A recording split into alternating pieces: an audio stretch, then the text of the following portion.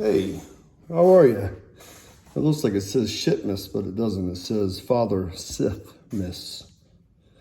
My daughter's a Star Wars freak. Actually, the whole family is. So, we shot this today again. My son and I, he's 9. We went out and did a bunch of steel work. Polish plate rack and star and a whole bunch of work. So he shot this. He's 9 years old and shot it like a champ. So it has not been cleaned. I have not taken it apart to see if there's any issues or cracks or anything. You can see, I don't know if you can see, I run the guns, all my guns, even these, really wet. So we'll start our video. I have some notes up here above that you'll see me looking up and reading just because I don't miss anything. Disclaimer, this is the second time I've tried to do this video and the gun's been cleaned. So we just cleaned the gun and I'll show some other video of it being dirty, but we're gonna take it apart and do our video.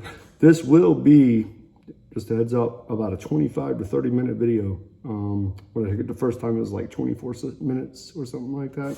So anyway, shout out to my buddy Rob Teague, Pops Quest on YouTube. Without him donating a few parts, he donated the barrel and the original comp that was on the gun. Him and I have had some in-depth discussions about open, and we both owned open guns and we both loved the 320s. And man, we were just like, man, wouldn't it be cool if this would work? And he tried it. And I'll let him explain his experience with trying to do this. But anyway, he says, hey, I have a barrel and a comp. Here, have at it.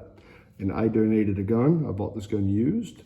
A while ago, I was using it for production. And a couple of drinks in, I decided to go ham on it. So let's pop it apart. First thing you're going to notice, I'm going to get it apart first, and then I'm going to go through my list of everything that we did to it and try to explain how I did it. First thing we're going to do is take off our honcho slide racker. Okay, that is off the honcho. You can get that at the Phoenix Trinity website. I think they're about $100, I believe. The screws are a 540 Torx. So I use Torx just like honcho does. It just makes it easier. Everything is the same size. I have a torque wrench, fat torque wrench, and this is a T10. Everything is T10. So on this gun, if you're familiar with the X5, it has the extractor plunger running down the right side of the gun. That is right below one of the screws for this mount, for your optic mount. So that being said, on the left side of the gun, you have that length screw. On the right side of the gun, you have to cut that screw down quite short, so it does not interfere with the spring, because you will bend the spring. Good thing is that they are available on SIG's website. Don't ask me how I know. Or ask me, I bent it with a longer screw. Anyway, there's your slide racker, comes right off. Okay, when I did this, I was a touch off with that right hole. So this is just the slightest bit crooked on one side. You can't really tell it unless you are literally right on top of the gun, but it mounts down to the factory holes. And I just filled this in with JB Weld. I was going to fill it in with aluminum, which is how I'll do it once it's, I wanted to make sure this was viable before I spent a lot of time on it. So they're JB Weld now, but you would want to TIG those up with an aluminum TIG welder and sand those down. And I would probably sand it down to match the slide a little bit better and, just aesthetically make it look nice. So there's that. The takedown on the gun is the same as all the other ones. You lock it back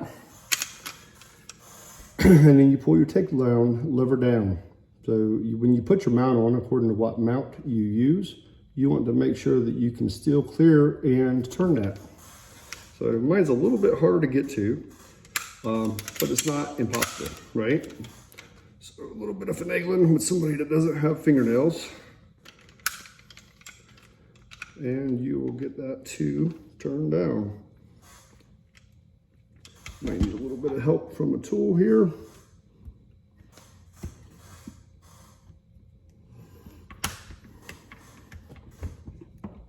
No one said it was easy. But there, you got it turned down, right? Then our slide pops right off. Comes apart just like a regular 320. Our slide, there's our tungsten guide rod. There's the part I have in it. That is from Springer Precision, okay? We also have a spring in your gun. We'll get into that in a little bit, but is a really, according to your load and your grip, has a lot to do with it. This is a 14-pound variable spring. This is what I've decided to settle on for now. That might change as my grip gets better or worse. And then our barrel does not come out. It's just in there just like so. This is a Barstow barrel and a Carver comp, which I'll talk more about in a little bit. Everything else is factory. Factory striker, striker springs, extractor, all of that good stuff. Nothing's been changed. The grip module, okay? So you pull your takedown lever out, and then the grip module comes out with a little bit of a poke of a pick, same way as it does factory, just like that, okay?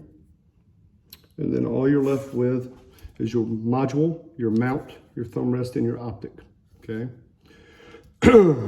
This does not need to go in the cleaner. I have a sonic cleaner right here full of, what's that stuff called? Simple green, aluminum safe, purple simple green. So I just wipe this out with a rag is all I do. And I throw everything else in the sonic cleaner. When it comes out, I scrub what little bit of carbon's left, and that's the end of it. Okay, so let's get into this. This is a lot less complicated than you would think. I did all the hard stuff, making stuff that didn't work and having to redo it. So this is going to be really easy. Grip wise, first thing you got to worry about is lining up your holes, okay? So I made a mistake on this. It was not perfect. I had to manipulate one of the plugs that I'm going to tell you about here in a little bit. I had to shave off the face of it and put one of the holes offset, one of the threaded holes, in order to get that one. It was this hole right here on the end. So I'm going to tell you how to do it the right way. There are some little tiny C-clamps that you can buy. They're probably about, I don't know, that big, teeny. Clamp the optic mount down first. Make sure you have enough room for this lever to turn, which I did. Mine works fine. Once you get it clamped perfectly, you're going to get a mic, and you're going to mic this edge and this edge to make sure you have it level with the frame, right? And you had to go back and forth, loosening it, tightening it, loosening it, tightening it. Get it exactly where you want it, exactly where it's level. This point to here and this point to here, right? Then you want to buy a bit, a drill bit, that is flat on the edges with a little tiny point in the center. I forgot what they're called, but it's not really a specialty bit. You can get them wherever. But you're going to get that the exact same size hole as your mount hole. That way you're not guessing center, right? Put the drill bit in, drill the first one, drill the second one. Make sure everything still lines up perfect so you don't screw them all up, going through them and having it off. And then drill the other three, right? That should act as a pilot hole, because then what you're going to do is you're going to drill a hole that is 15-30 seconds. After you drill that hole that is 15-30 seconds, then you're going to use a M8 by 125 tap to tap those holes in the frame. So once you tap those holes in the frame, then you'll be ready to use your set screws, to put your set screws in. This is what your set screws are going to look like, okay? M8 set screws. 1/4 inch, I believe is what they are. Allen head on one side, and you can see they have a little dimple on the back side. I don't know if you can see that real well, but there's a little dimple that will automatically center it up, which is what we want to do. That's why it's so imperative to use a drill bit that's the same size as the hole in the mount. That way we know we have center, and we don't have to flatten this backside edge off to put a hole off center in order to line up with your mount like I did, right? So that was the one mistake that I did on this one. That I'll fix when I change to the other grip module, all right? After you get this threaded, it doesn't matter if you tap them from the outside or not, it doesn't matter. Once you get this threaded, then you're going to take a number 38 drill bit and you're going to drill a hole in the center of this right there. So this is the Allen key side and that is the center, right? After you're done with that, you're going to take a 540 tap right there. Doesn't matter if it's a bottom tap. I like the pointed taps, not the bottom taps, because they're a little stronger. And you're going to slowly, because I broke about $50 worth of taps trying to do this slowly. Man, it takes a minute to do it. One thing I will say is don't buy this piece of crap, right? It's a piece of junk. It doesn't hold. It's not centered. It's just worthless. Try to find one of these, okay? Holds the tap right in the center. You screw the handle in and that closes up on the tap. This is going to be a hell of a lot easier to use, but you can also put more torque on it with this, so be careful not to break the taps, okay? Once you get that done, it'll look exactly like this. It'll have threads on the inside, dead center of the hole, and then on the other side, you'll have your Allen key. Okay, then from that point forward, what you're gonna do is get a longer 540 screw it in so you got something to hold on to. And you can either get one of those from Harbor Freight, belt sander, surface sander, or you can just take a regular piece of sandpaper on your countertop and you're going to sand it. You're going to sand that Allen key side to get it to the same thickness as the side of your grip. You can use a micrometer, find out how thick that is, and then you would grind that down on the Allen key side, on the inside, right here. Don't do it when it's in the grip module, it'll mess up the grip module. Do it on a belt sander or on a piece of sandpaper on your counter. It's tedious, I know, all 5 of them, trust me. Get it to that thickness and you're good, because there is 0 clearance in here. So when you put this thing on, I'm just gonna kind of shove it in here and see if you can see it. There is 0, see that? And it does come back that far. So anything that sticks out past that edge will not allow the slide to go on. So if you look right there, you'll see they're all flush, okay? So once you get that done, the hard part is done after that. You're gonna take your screw with your thread in it, with the Allen side facing that way, over here, okay? And you're gonna screw it into the inside of the grip, like so, from the inside to the outside, okay? Once that portion of it is flush with the outside of the frame, you stop. Hold your Allen key in it, put your mount on, and you start all the screws for your mounts and your gas pedal if you want to do that. You might have to order some longer screws for that, but again, they can't stick through, so you might have to cut them off, right? So they don't stick through the grip. And then you're going to torque them all down to 27.5 pounds, okay? As long as they're flush here, it won't put any stress on the frame at all. You're just going to sandwich the plate, sandwich the mount in between the 2 screws, right?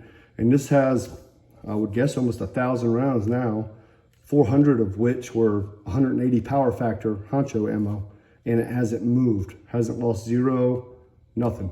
It's been fantastic. And 0 Loctite, none. You will not need it. As far as it is right now, I haven't needed any, has not moved, okay? And that's pretty much it. So the hard part that I didn't mention is how to tap these with that 540. What I did is I took a nut, a little short nut, and I screwed this down. And then I had a piece of plate that was the same width as the nut, and I cut a smaller hole in it to create a stop for when I screwed it down. And then I drilled a hole in that where I could put the Allen key through and get it back out once I drilled it and tapped it, right? So I put that aperture into the vise. I screwed the nut down with the backside up, right, where the Allen key was down, screwed it all the way down, and that gave me something to work against. So I drilled the hole and I tapped it there. When I was done, I stuck the Allen key up from the bottom and I screwed it out of the aperture, right? So that was how I made a piece that would not screw up the threads, and I could still put torque on this to get it drilled and tapped, okay? If that doesn't make sense, guys, please ask me more questions and I'll make a video on that little piece if I need to. But it should be pretty self-explanatory. I'm sure you guys are a bunch of smart people. So that's pretty much it on the frame, honestly. You can see where I screwed that one up a little bit and it's kind of off center. So what I did with that is I just shaved that dish out of this one. Instead of doing it on the back side, I just shaved this flat, right? And then I marked the hole off center a little bit, center punched it, and then drilled it and tapped it, and it worked the same, just as good. I do plan to switch this up to a large grip. I like the large grips better than the mediums. So I'll probably end up doing this again. Rob's going to get this one here soon, and I'm going to let him just either try to break it or get tired of it, one or the other. And then he'll send it back to me. So again, this will actually be a testament to SIG, because we are going to put this thing through it, man, as far as major ammo is concerned. So that's, I got a checklist here, so I'm going over, so I make sure I go over everything. How to line up the holes, the set screw size, drip bit size, placement on the mount, how to sand the screws, how to tap the screws, parts of the mount. So this is all honcho parts. This is a gun gas pedal. It just came on the honcho. It's the extra one I had laying around. So that's why I used it. This is a honcho mount from Phoenix Trinity, brand new for the Leopold, right? And screws were from McMaster Car. You can get that application on your phone. The torque of all the screws is 27.5 pounds. You can use your fat wrench. If you want to buy one of these, you can get them at Sportsman's Warehouse or anywhere like that. They're not too expensive. Let's see. And that's pretty much it on the grip. Okay. We'll go over some stuff that's in the grip here in a minute. Trigger. Right here. So this has gone through a few different iterations. First, it was the Gray Guns trigger kit. I did not like the massive amount of take-up that kit has. Other than that, the brake and everything felt great. Okay, so I took all that out, put the stock parts in, and I sent it to my buddy Rob, the SIG armorer. Robert did an amazing job. It felt fantastic, and I shot the crap out of it. But then I got a hankering one night. I'm like, I wonder if I put that Gray Gun sear and the competition springs back in this with Robert's work, how that would feel. And it felt fantastic. I mean, it was really, really good, man. This trigger is like maybe even under a little bit, 2 pounds, but it has a really, really good wall, like a really solid wall. And it's just click, perfect, right? But Robert's trigger still had a little bit more movement than what I liked. I've shot a lot of 2011s in the honcho, and I've done the red dirt triggers in those, all done myself, and I wanted that feeling. So then my other buddy, Daniel, who I met doing the open SIG stuff, which is really cool. Him and Tony Salas, I think is his name, are the only two people that I know that have dabbled in this. He uses these. He does a lot of other work internally on the gun that I don't need. But he uses this Kears trigger shoe. And I was like, oh, that's interesting. I'm gonna try one. And this thing changed the gun, the feel of the gun. I mean, I love it. I love these things. The way it places your hand and the trigger made the whole gun feel different, made the recoil impulse feel different. The gun feels like it tracks better. Plus I went to the large module, but this thing has minimal trigger movement and all the safeties are intact. Trigger safety, the striker safety on the striker assembly in the side, all that still works. You can see it engaging through the crack of the slide. There's also a YouTube channel that has a lot of good stuff on understanding the mechanics of how these work. Actually, I think it's called the SIG Mechanic, but it's really, really good. But this is a fantastic trigger. I have these on all my guns now, every one of them. So that's it as far as internals on the FCU. Kears trigger shoe with the pre and post travel adjustment, over travel and pre-travel. The Gray Gun sear and the competition springs from his kit. So I ordered the Gray Guns kit in its entirety. I only use those 2 parts and the pin. I think there's an oversized pin that comes in it. And then the trigger shoe, okay? let's see, that's it on the FCU. Slide. The Racker, you know, comes from Phoenix Trinity. That's the Honcho, off the Honcho, right? So that was a used one I had that I used. The barrel is a Barstow threaded barrel, 1/2 by 28. This is the one that Mr. Teague gave me.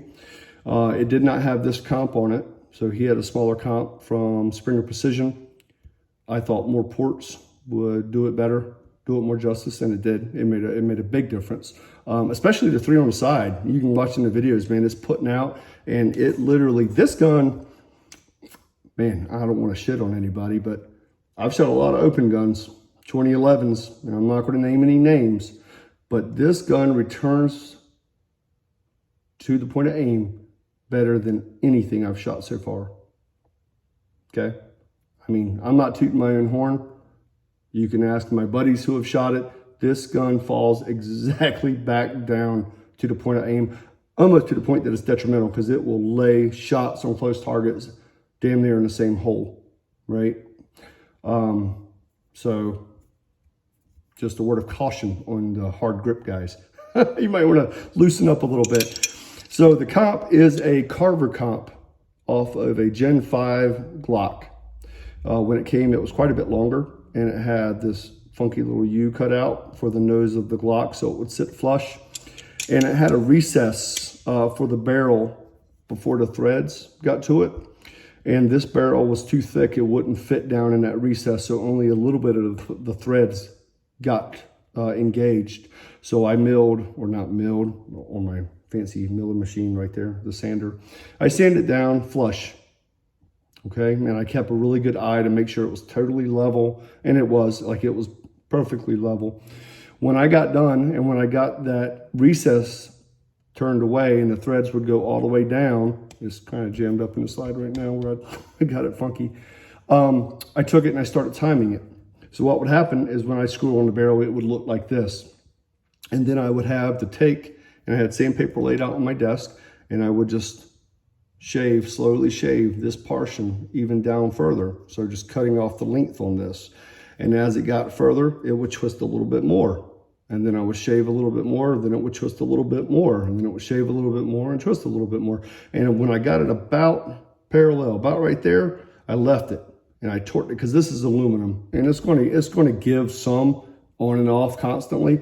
And then just red Loctite it, you know, and it sits all the way flush. It's all the way flush up in here, red Loctite, and it's perfectly level. And I just did it with the eye. I just made it perfectly level. Sorry, the barrel's kind of jammed up in the slide where I was messing with it. But anyway, that's what that is. So it's the comp is just a Carver comp off a Glock. I put the angles on it just to make it look not so blocky, kind of matched the angles on the slide a little bit. Does it look great? Probably not. Am I happy with it? Yeah, absolutely. I think it looks fine. You know, this is just the first iteration of it. I'm sure we'll do more with it in different iterations. I'm not sure if Rob is going to want this one or if he's going to want me to do another one just for him. I'm not sure, right? But that's it with the barrel in. You can see where it's perfectly flat, right? And fits up flat to the slide. But that's it really for the slide. Stock springs, stock striker, stock plunger, extractor, everything's factory. The barrel was a semi-fit barrel, so even when Rob had it, to fit it to this gun, I did have to fit some of the lug stuff. When it goes into battery, so if you slide it back and you let it down gently, it's just the tiniest bit out of battery, and then you put about that touch on it, and it'll click right into battery every time. So the barrel fit is perfect. I know that. Let's see what else. That's pretty much it on the slide. Bolt-ons. So this is really cool. So, you know, of course, with my hands, because I got a bunch of arthritis going on, I want more weight, you know. So Springer Precision does a tungsten guy rod. It's a must-have for these guns. So this gun with an empty mag is 51.8 ounces, I believe is what it was. You know, 51.8 ounces. So tungsten guide rod from Springer Precision. The tungsten slug from Shooting Sports Innovations. That's Nathan Carter's company. That is a must-have. They are a tad bit pricey. They're about 200 and I think it was running a special where they were like 225 or 210 or something like that, which was really good. I wish I'd have bought all mine back then. But I want to support him, man, because he makes some really good stuff and he's great for the shooting community, man. And he's just a hell of a nice guy. I mean, I really do enjoy him. So go there and spend some money with him. They are pricey, but they're well worth it. And man, I love having weight in the ass end of my gun. I like them fat in the back, thick in the back. So that's the bolt-ons, Springer Precision Mag Release. There's a lot of people that don't like those because they drop mags on the Carry Optics gun because they sit on this.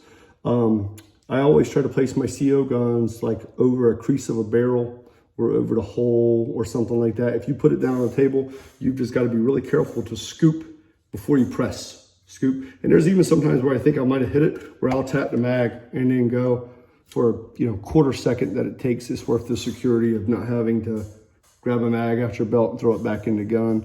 But as far as the open gun, with the mount, with the thumb rest there's no issue.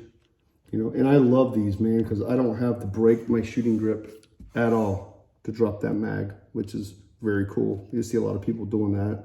I had to do that on 2011s. I had to adjust the gun to get it, to hit it, and then readjust my grip. I didn't dig that, so this is very cool. That's it for the bolt-ons. Cleaning. Oh my God, man. This is by far the coolest part. Wipe out that. I did it with a rag a few minutes ago. Just my little rag, wiped it out, stuck it up through the grip module, pulled it through, take the FCU, the barrel like it is, just pop the barrel like that, throw it in the Sonic cleaner. I have one I bought off the interwebs. I think it was Amazon for, I don't know, man, I think it was like 80 bucks. Put the purple solution in that I talked about earlier, the aluminum safe. Oh, let's see, right here, simple green aluminum safe with water. I have not changed it yet.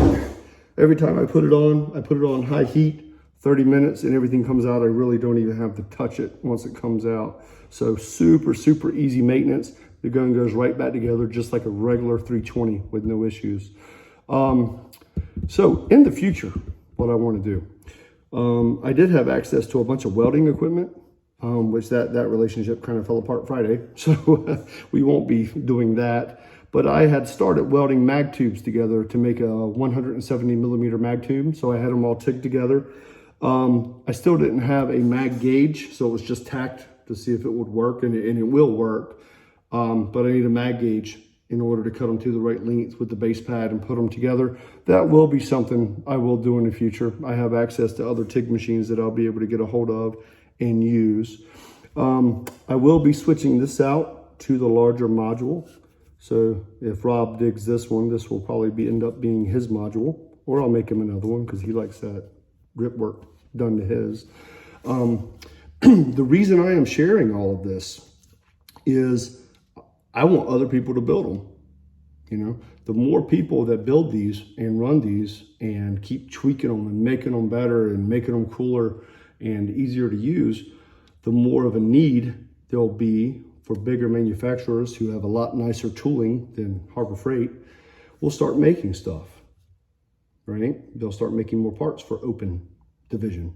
One thing I would really love to see that would take a lot of this, I guess, sketch out of this, a lot of people sketched out about this, is a stainless steel module, okay? There's companies out there that are making some really cool aluminum modules, they're pretty rad, but the problem is that the aluminum will strip out eventually, in and out, in and out, in and out, right? So a stainless steel module, it'll be heavier if they made it where you could still have the tungsten insert, or if they made this whole portion solid stainless, would be legit. Another big magwell in the bottom of it, just a flat magwell for open division. Man, you'd have a bang up winner, Who wouldn't want to go buy $2,500 open gun that's viable, right? Stainless steel grip. If somebody's out there listening, this is the way. People that don't run these will buy them to run them in open. I promise you, man, $2,500 with all the parts that I have here. We got about $2,500 in it altogether, including the gun. Yeah, absolutely. I'd buy it in a heartbeat. Okay. Stainless steel grip module. That's something I'd love to see. The other thing is, man, I just wanted more ports because I thought it would help the gun. And it did. It did for sure. But man, I like redneck engineered it. I guessed it. Somebody with a legit way to calculate how many ports, size comp, material comp, making a one-piece barrel for this would be unbelievable. Probably make a huge difference. I honestly think that making this out of stainless, something a little bit heavier instead of aluminum, would help the nose of it. Right now, this gun lifts about half a comp, right? It lifts the height of about half a comp and back down. And like I said, tuning these things really comes down to your grip. We'll talk about that more in a minute. But it doesn't move much. All open guns move some. They all do. They all do. But with a tuned comp, with the ports in the right direction, where it's pulling the gun a little bit, would be amazing, right? I think that would make a huge difference. That's something I would like to see. Comp in a one-piece barrel combination for these would be legit, very legit. They would have to do some manipulating on the front, of course, to get it to work with some type of bushing, or just making a stainless steel comp that screws on and bolts on like this one does, or some type of locking nut. I don't know. I mean, there's a way smarter guys doing this kind of stuff than me, right? These are just ideas that I have. A little bit of alcohol involved, and you see what happens. But anyway, that's what I'd like to see in the future. But I think that pretty much covers it, man. I think that's pretty much everything of what I did. You guys thought it was going to be a lot more complicated, didn't you?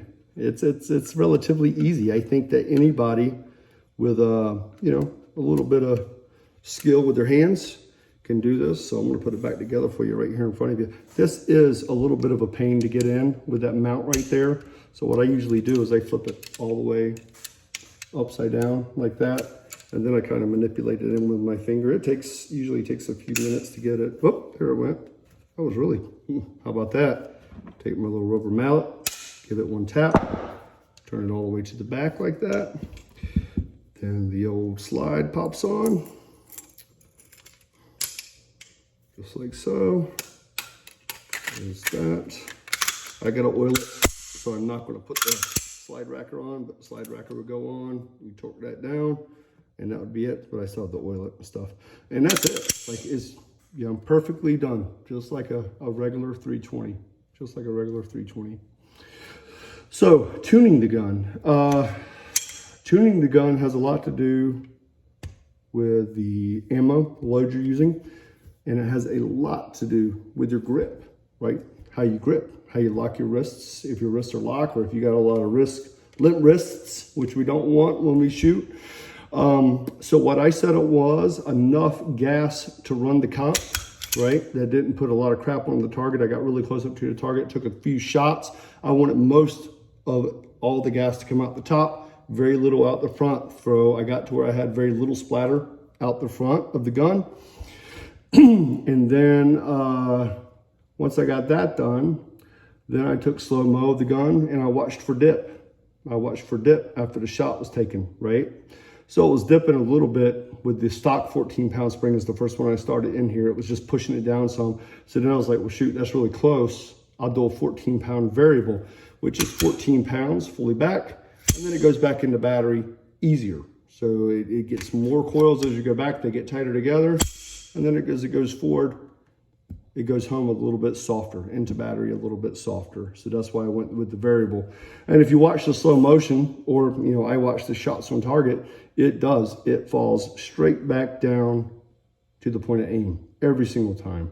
I think a little more weight, like I said up here, would probably help quite a bit. I could try increasing the load a little bit. When I was shooting the 180 power factor out of the Honcho, that ammo, it wasn't much better, gas wise, but I haven't done that with the bigger comp. So I might up the load a little bit, up the speed a little bit. Right now we're like 1,350 or 1,360 feet per second, which is like 170, 171 power factor. But But other than that, that is it in a nutshell. You will see me shoot this for probably about 3-4 more matches until I meet up with Rob, and then it will go home with Rob for a little bit. And I expect him to absolutely beat this gun to death. I mean, not throw it on the ground or anything like that, but I want to see some rounds through it, right? And I'm sure he'll do it. Well, thank you guys for enduring that video. I hope it was beneficial and you enjoyed it. Got it back together, ready to go for our next match this Saturday. We'll be shooting at Pineland Pistol Club. I will be shooting this again. I hope to see you there.